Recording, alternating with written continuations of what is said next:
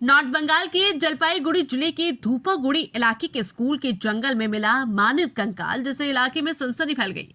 Primary school के पास जंगल में गिरी मानव कंकाल, खबर लगते ही काफी लोग जमा हो गए। छात्र डर गए। जंगल में मानव खोपड़ी, हड्डियां, बाल आदि पड़े हुए हैं। सोमवार दोपहर धूपगुड़ी थाना अंतर्गत साकपा झोरा एक ग्राम पंचायत के अस्पताल से सटे गिल्ट मिशन स्कूल इलाके में इस घटना को लेकर सनसनी फैल गई। वहां मौजूद लोगों ने धूपगुड़ी पुलिस स्टेशन के बाद धूपगुड़ी को इसकी सूचना दी। मौके पर एसडीपीओ धूपगुड़ी थाने के आईसी समेत बड़ी संख्या में पुलिस बल पहुंची। जांच के बाद धूपगुड़ी थाने की पुलिस ने गिरा हुआ कंकाल और हड्डियां बरामद कर ली। हालांकि पुलिस इस बात की जांच करी कि कंकाल इस जंगल में कहां से आया। सूत्रों के मुताबिक कुछ साल पहले इसी स्कूल के पास मानसिक रूप से असंतुलित एक व्यक्ति को हाथी ने मार डाला था, जिससे एक बार फिर कंकाल मिलने की आशंका है। विद्यालय के कार्यवाहक शिक्षक अनिमेश बाबू ने कहा कि इस विद्यालय के छात्रों को विभिन्न खतरों के कारण कई समस्याओं का सामना करना पड़ रहा है। हम चाहते हैं कि जल्द ही 4 दीवारी का निर्माण किया जाए। আমার নাম অনিমেষ চন্দ্র কর্মকার। কোন দায়িত্বে আছেন স্কুলে? আমি স্কুলে টিএসি দায়িত্বে আছি। কোন স্কুল এটা? এটা হচ্ছে গিল্ড মিশন প্রাথমিক বিদ্যালয়। কি হয়েছে ঘটনাটা? ঘটনাটা হচ্ছে যে আজকে আমি যখন স্কুলে আসি 10:30টায়, তো এসে দেখি কিছু লোক এখানে ঘোরাঘুরি করছে। একজন লোক ওনাকে আমি চিনি না অতটা, উনি আমাকে বললো যে স্যার আপনাদের এখানে লাশ পাওয়া গেছে। কিন্তু লাশ আমি তো ওটা জানি না। তারপরে বললো ওখানে হাড়গোড় পড়ে আছে, চলেন দেখবেন।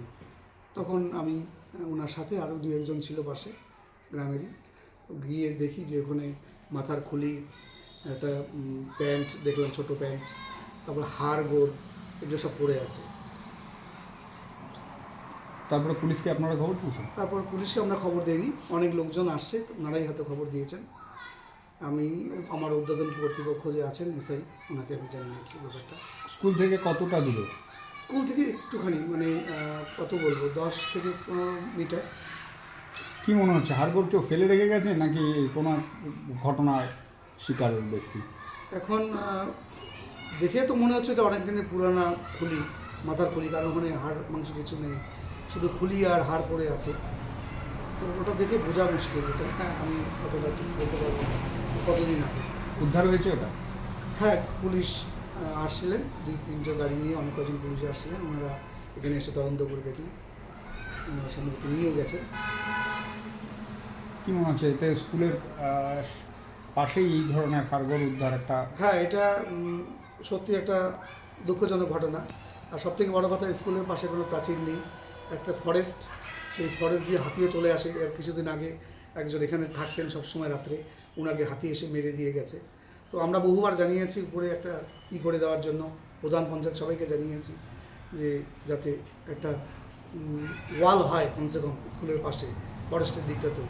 তো এখনও পর্যন্ত কোনো রকম সাড়া আসে।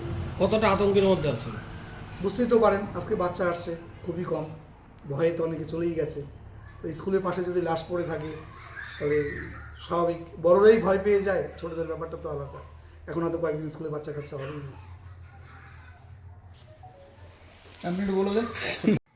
नॉर्थ बंगाल से कमलेश राय कर्मकार की रिपोर्ट।